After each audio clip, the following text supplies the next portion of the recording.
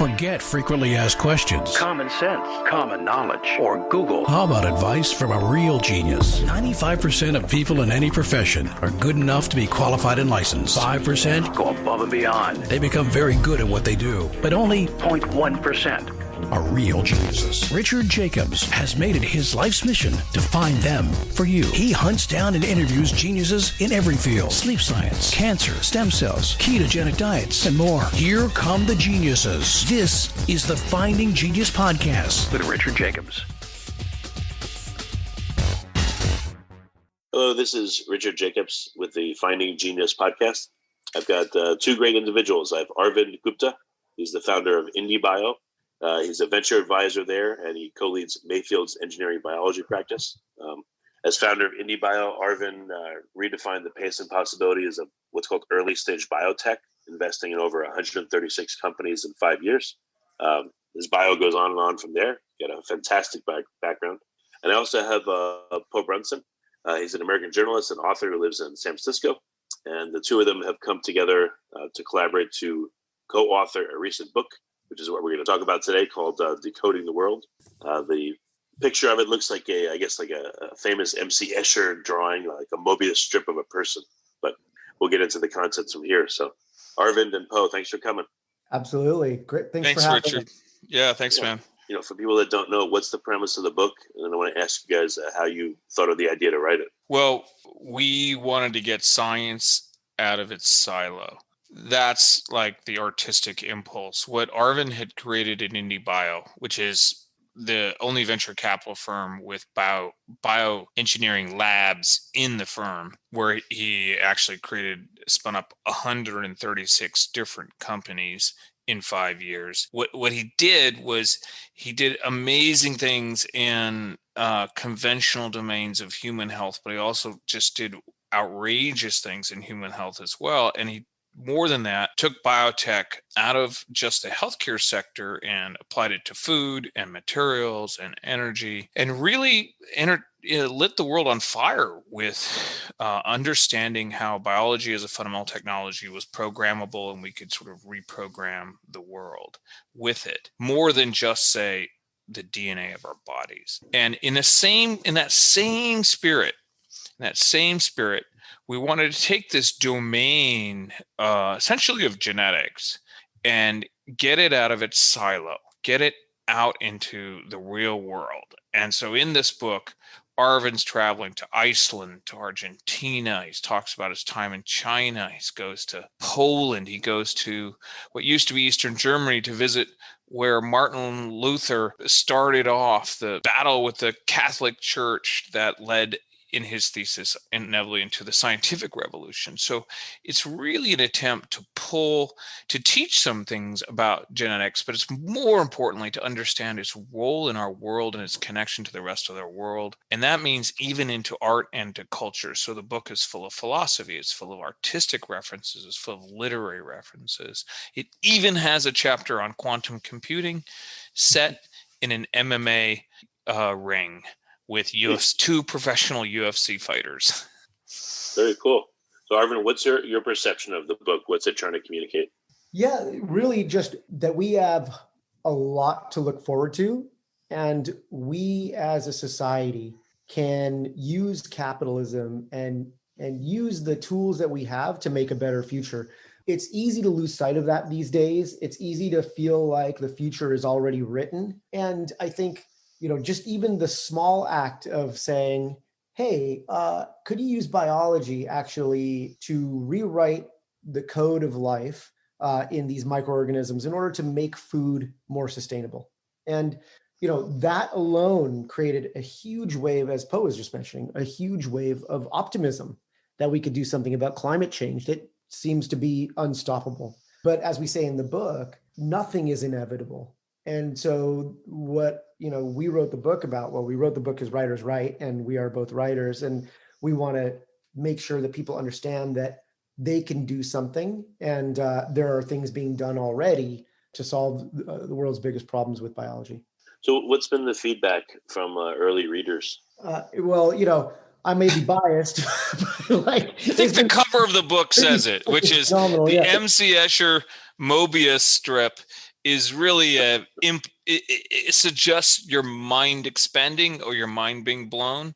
And that has been the response from virtually every single reader, where they knew we had done some amazing stuff at IndieBio, but then to see it in this form where it's integrated with culture and art, and it's deeply personal, and it has this domain of Arvind and I's buddy story that powers it, where it starts with me coming to IndieBio and ends 2 years later with Arvind leaving IndieBio. Just nobody expected that. And so it's sort of blowing their minds. It's one of the most, I thought, eloquent things I would say was that it triggered a revolution in the mind of all these readers. Well, maybe it's an extension of what Arvind's been doing in IndieBio. Maybe this will entice other people to start their own initiatives because of the content of the book. That seems like a pretty worthy goal if that was one of it. Yeah, absolutely. And that's really what we're seeing as well. So, and people can take that wherever they want. They don't necessarily just start their endeavors and come to us. Maybe they join others' endeavors, or maybe they sleep better at night.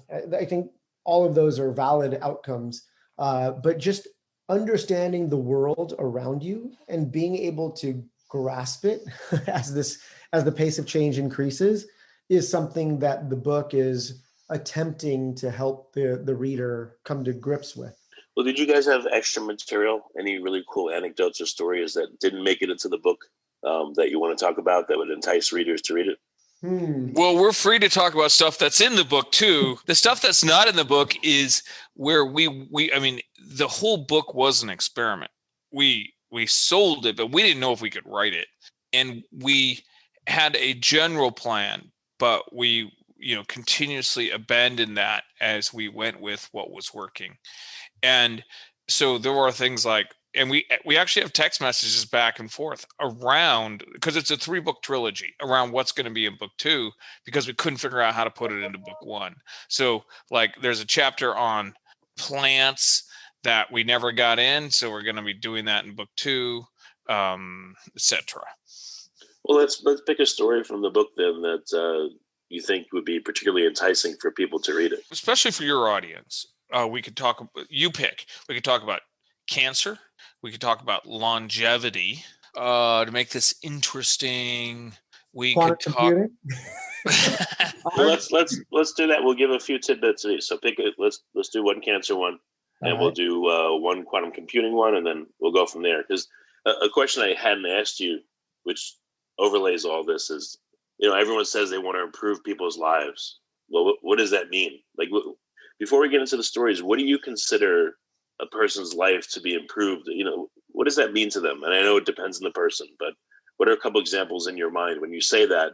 What are you trying to improve, and for whom? So I have a 3-year-old and a 5-year-old. Poe has 2 children as well that are older. And, for me, it's very freaking clear, right? It's for them and all the people around us. It's easy for older generation. I'm a Gen X. It's easy to be like, oh yeah, climate change will happen one day, kind of whatever, who cares? It's easy to think all of these things happen to other people. But when you look at what matters for me, it's giving or leaving the planet and leaving society in a place that's better for all of our children. And that's really, for me, what it was about. So helping people, right? Like, is across all those dimensions. Like, one of my most personal chapter is about, and I wanted to write it because there's a lot of people out there that go through a lot of pain, and then they don't know how to process that. And so they inflict that pain on others. And so what is, it's not just curing cancer, right? It's an easy way to frame this. Helping people often means helping them relate to themselves or relate to their own pain, or have hope. I know for me in my life, which was not as linear as most people's, or many people's, I should say, hope got me through a lot, right? It allowed me to keep a North Star. And I think like just being able to offer that is on one level helping people, right? And then there's all other direct ways, which is sequestering enough carbon in the atmosphere or from the atmosphere, so that way our children and their children actually have a planet they can live on. in the middle latitudes. That simple, or curing cancer or treating a disease that our parents have. So that's my guiding light. And hopefully that is somewhat defined enough. Yeah, I would add that making this world a better world for our children is what we do at IndieBio. The book doesn't do that in and of itself.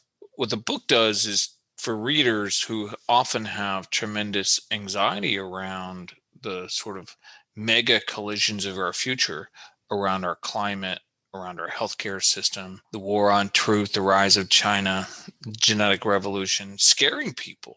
And so the role of the book is to give them much more nimbleness and confidence and alleviate that fear and make them sort of excited to play their part in embracing an alternative view of that future that's far less dystopian. Yeah, I can tell you guys that, writers like you is actually what got me into the podcast, because I was getting emails from Peter Diamandis, and he's done Abundance and all these other books that are, again, positive and about the future. And I just was attracted towards that. And that's what got me to do the podcast in the first place. So the stuff you guys do works, at least it did for me. And it's inspiring.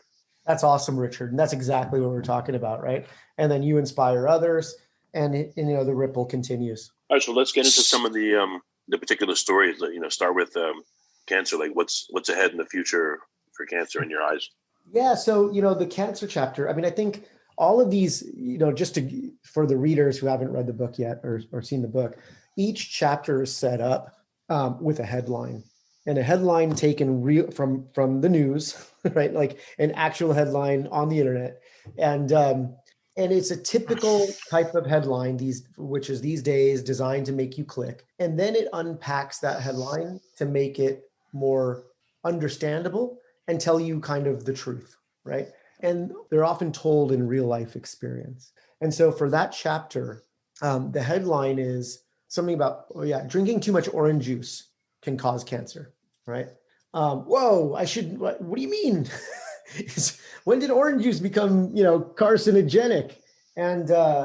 And so I tell that story, that I wrote that particular chapter through the lens of my mother having cancer and learning about my mother's cancer and explaining what was happening to me and my family at the same time as is explaining what was happening inside her cells and what mutations were being driven. And when those mutations got turned on randomly, what that made the cell do. And when that cell starts dividing very rapidly, how does it make space in the body? And as it makes space, how does it continue to create its own blood vessel supply and things like this? And talk about then how do you deal with it? What are the ways, what was the treatment options? It's not a textbook on cancer. It's not a list of like WebMD of like, here's the things you can do to treat cancer. It's an intimate understanding of the disease through a real world experience, my own. And so I think, people that have read that chapter have told me, right, like, especially with others in their family that have cancer and otherwise, I never understood it this way, right? I never understood, everyone wants to blame something, right? Oh, they used to smoke. And if like they were just healthy, it's hard to accept the randomness of a mutation. But in the end, that's what cancer is. And as Poe likes to say, it's a failure to fix that mutation. Every single second in our body, one cell is turning cancerous, and then the body fixes that mutation and makes it uncancerous. At some point, that doesn't get fixed, and you have the beginnings of a tumor. So I think, that's what that chapter is about. And, you asked specifically about what are ways we're going to treat it. I didn't really talk about that so much in the chapter, other than the ways we know, which is chemotherapy and, physical, surgical resection, along with some immuno-oncology drugs. But on the horizon of cancer, knowing that, as I just said, that cancer is caused by mutations, you can never cure you cannot ever prevent cancer. Cancer is a part of life. We can see what you did do. You provided an on-ramp from someone knowing nothing about it, and they're just going to the doctor and saying, we need to do this and that, towards understanding what's going on So at least they feel like they may have more control of the situation because they understand part of what's going on. So I can see why that's comforting to people. If you like this podcast, please click the link in the description to subscribe and review us on iTunes. That's absolutely right. And it's, having been in those doctors' offices and having the benefit of being an expert in the field, I could only imagine how bewildering it is when you don't actually know anything about cancer biology or biology in general. As an expert, it's still bewildering. And so you just feel lost, and it's already a fearful moment. So hopefully that chapter, like you said, helps people have a little bit more control in a situation that's literally uncontrolled for them. And so once you understand what's happening, now you could understand actually what the treatments are and why those treatments are. And so, why do you lose your hair when you take chemotherapy? What can turn your immune system back on and have it find the cancer cells, right? Where they're normally being hidden by the immune system. So these are some of the things that we're exploring in the cutting edge of science right now in cancer therapies. So, Paul, what about yourself? What's a story that's... Well, let me go off of that. So it's going to be a little tricky because of the cancer. We've already said about cancer. One of Arvind's main points there is that every time a cell divides, every day you live longer, your cells are dividing. As cells divide and the genome replicates, it has errors, which our body fixes, but it gets worse and worse and worse over time at fixing those errors. In the sense that you didn't give yourself cancer, I think one of the chapters that speaks to the overall idea of the book is a chapter about the Jason Bourne movies. I hate to say it, but I wrote this when I was in New Orleans hanging out with my son, and it covers the history of philosophy in about a page. And it explains how ever since the early findings of Darwin, human thinking about the genome has been that genes are deterministic, that genes control our fate, that genes determine our future. And in many chapters, it is referencing this desire to know thyself, to know your identity, to know who you are. And one of the ways you probe that philosophically is by doing genetic testing. And most commonly, 23andMe type tests, where you're trying to understand who am I? And part of it is what clues are in my genome that explain me? And on the health side, what might predict my health? Now, what we explain in this chapter about Jason Bourne movies, because if you think about Jason Bourne for a second and all those movies, he seems to be an incredible man of action, but he's always haunted by this idea that he's actually been programmed. He's been programmed by others, at the CIA or the Treadstone program, and that everything that he does, which seems amazing and cool and that he's in control of, is actually like a deep brain reaction to the moment. And I think that speaks very much to the human condition, which we feel somewhat like we're being controlled by things. Genome of all of them for 150 years.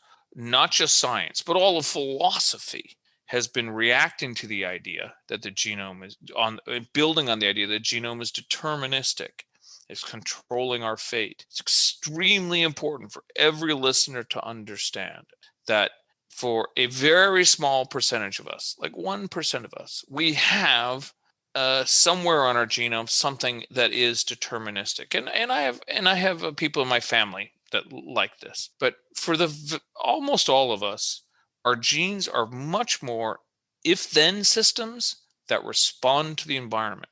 Your genes are designed to say, oh, well, if you're at really high altitude, we're going to shift over and start making this. If you're at low altitude, we're going to make that. In this way, the environment is the ultimate master regulator of our genes. And the whole concept that nature and nurture are two separate opposing things is wrong. They're in fact the same thing. That the nurturing environment around us, our environment, is coded into our nature. And we go through this at great length explaining all these dimensions of genetics that kind of explain it. But what does this do, not just at a genetic level, what does this do to philosophy? What it does to philosophy is it says, you guys have been banging up against Darwin, trying to say, oh, no, we're all have these hidden controls. We all have these subliminal factors. The last 150 years of philosophy is actually wrong because genetics was never deterministic. And everybody who's used genetic determinism in a philosophical argument has been fundamentally wrong. And what it ends up doing is it's a chapter using Jason Bourne that is a treatise on free will. The eternal question of all philosophy is, do we have free will? For thousands of years, it was more about, does God control us or do we control ourselves?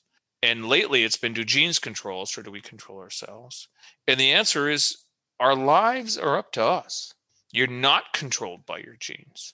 And you have the power to determine not everything that goes on in your life, but certainly at the very least what life means. And that's up to us.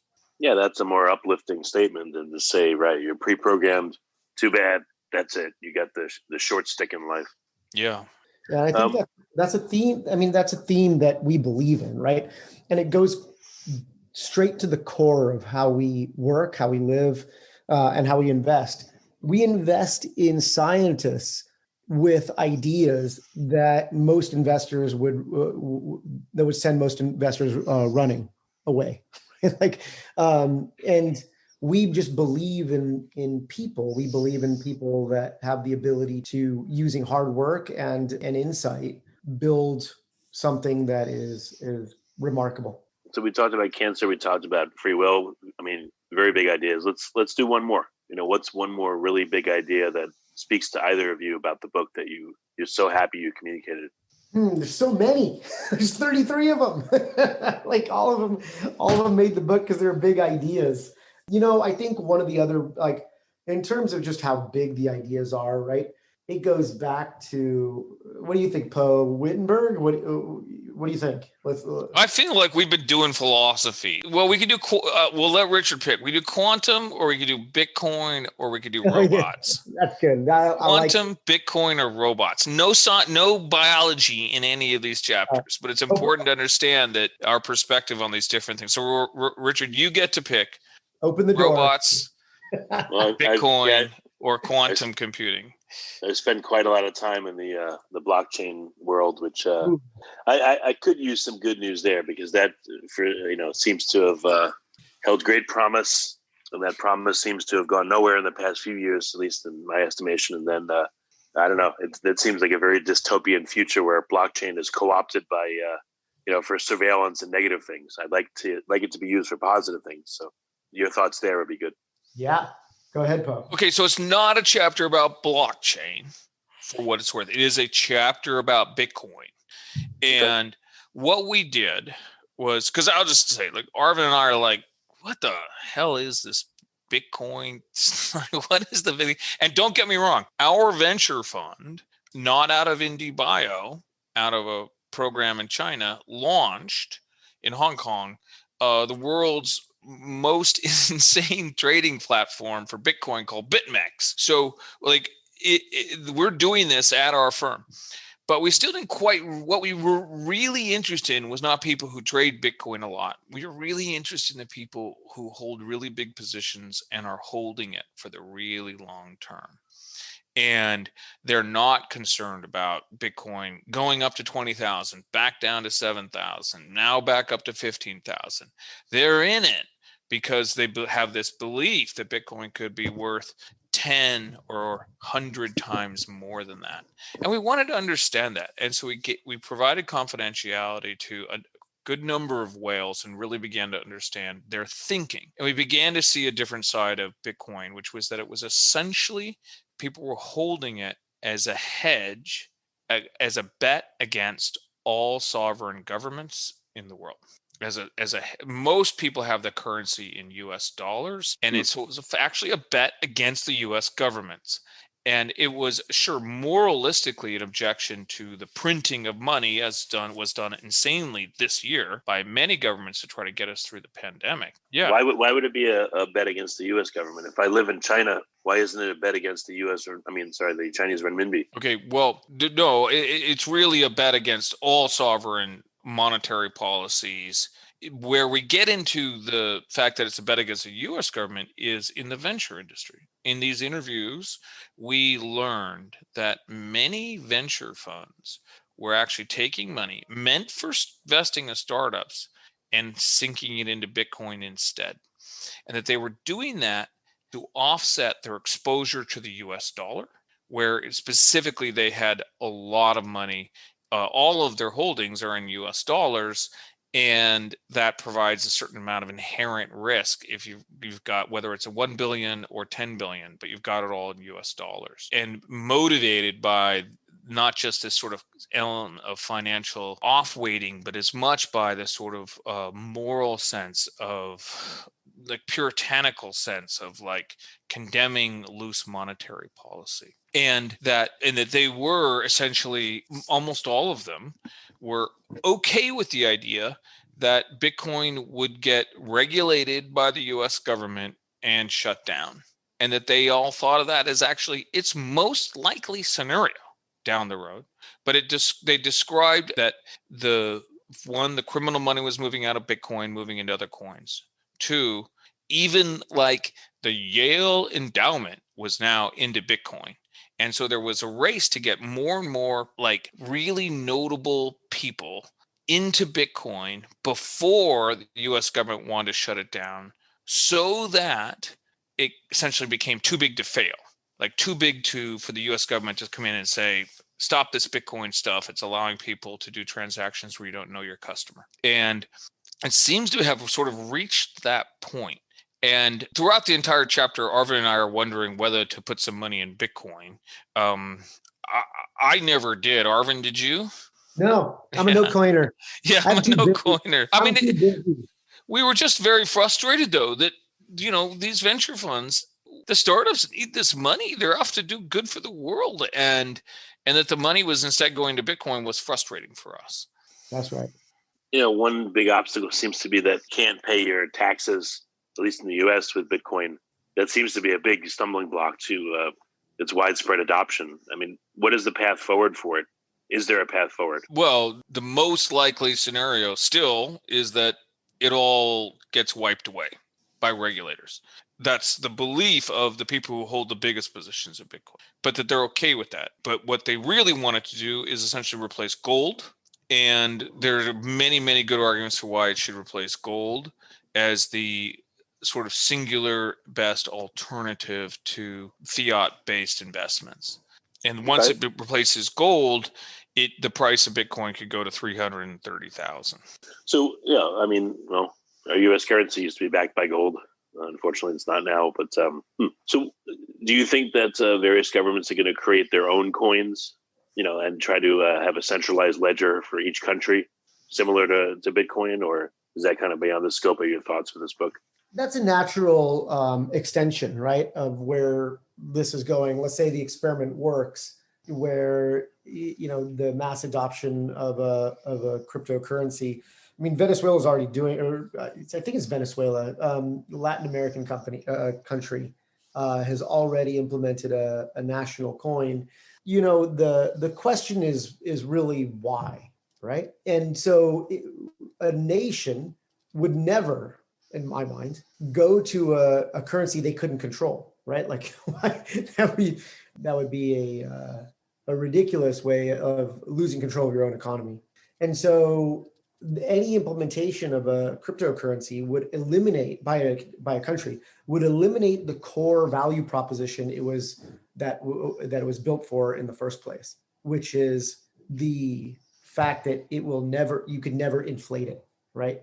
There's a limited and finite supply, and everyone knows what that is. So I'm going to make a different argument, Please. Which is that I believe instead the US dollar will replace Bitcoin, not the Bitcoin replace the US dollar.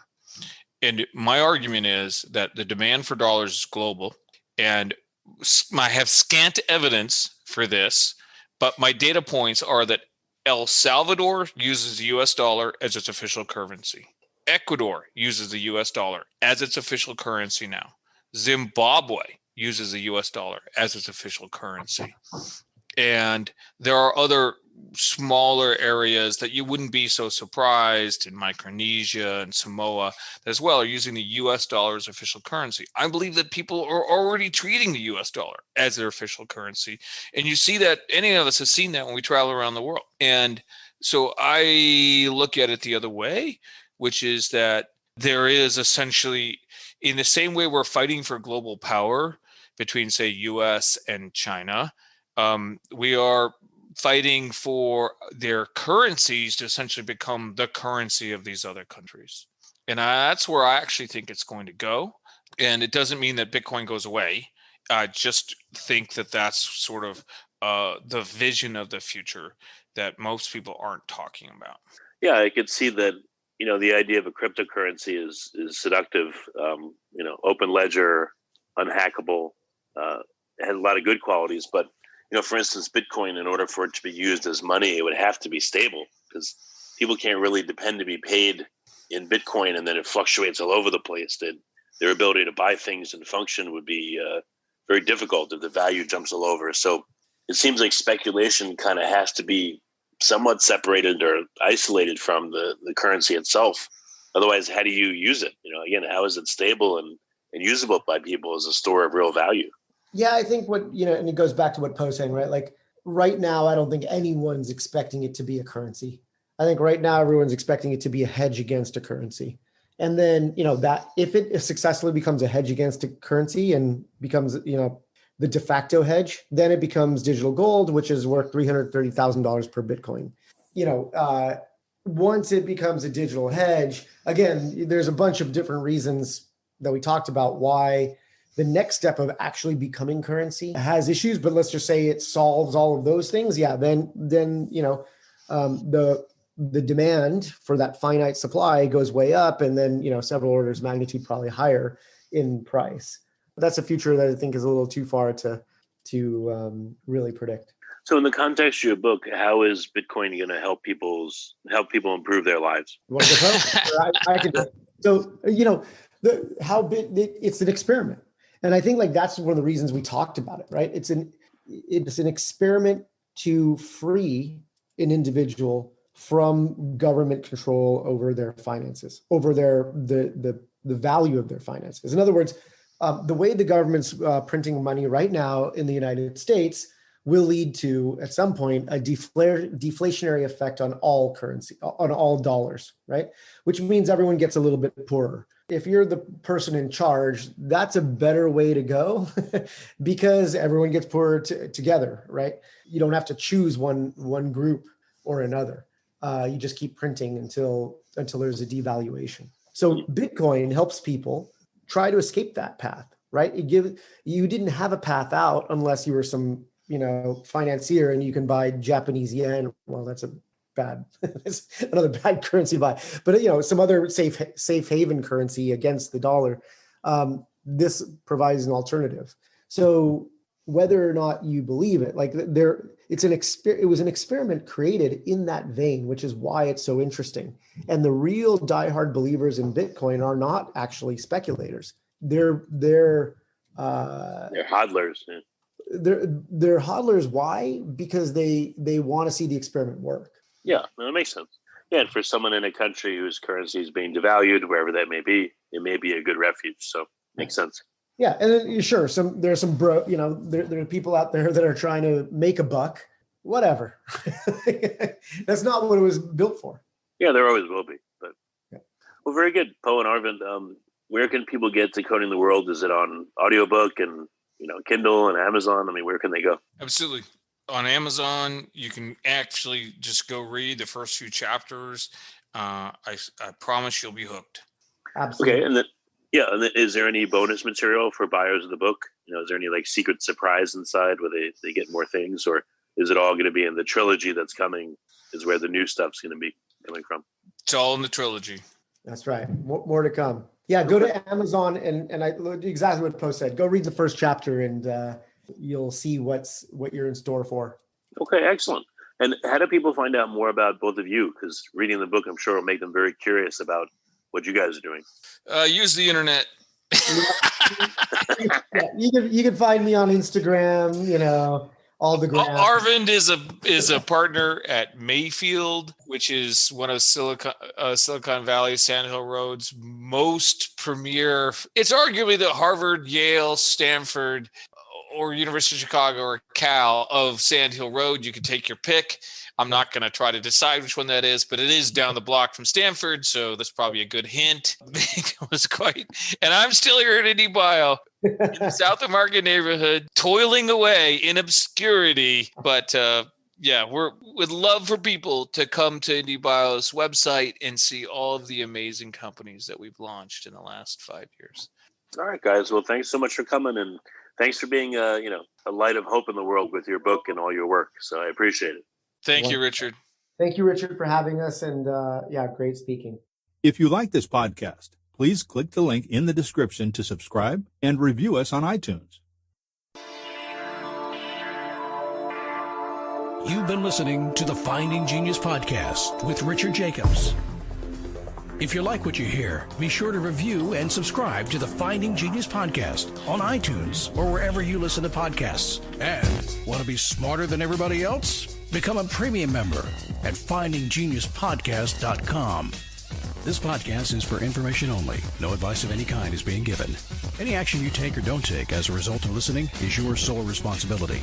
Consult professionals when advice is needed.